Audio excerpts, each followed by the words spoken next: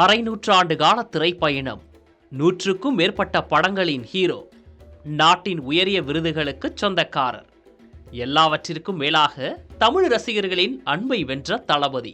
அவர்தான் ஸ்டைல் மன்னன் super star Rajinikanth. வில்லனாக அறிமுகமாகி ரசிகர்களின் இதயங்களில் ஹீரோவாக இடம் பிடித்தவர். 1975ஆம் ஆண்டு தமிழ் சினிமாவின் முக்கிய காலகட்டம். கர்நாடகாவின் பஸ் கண்டக்டர் ஒருவர் தமிழ் சினிமாவை நோக்கி திரைப்பயணத்தை தொடங்கியது அப்போதுதான்.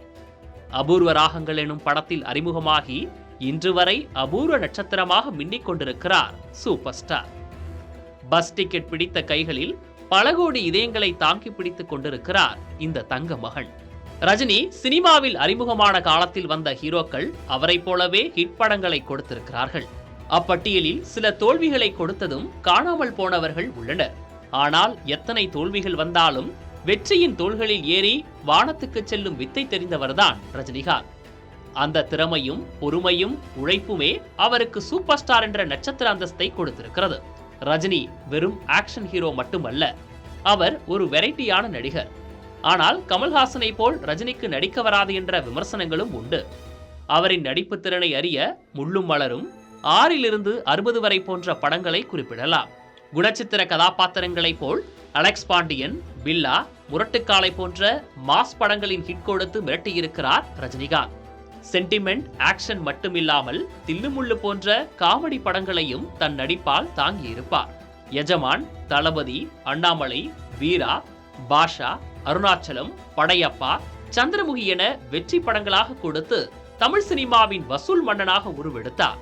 ஷங்கரின் எந்திரன், பாரஞ்சித்தின் கபாலி, நெல்சனின் ஜெயிலர் போன்ற படங்களில் 100 கோடி ரூபாய் வசூலையெல்லாம் சாதாரணமாக எட்டி வீரநடை போட்டார் இந்த வெற்றி நாயகன்.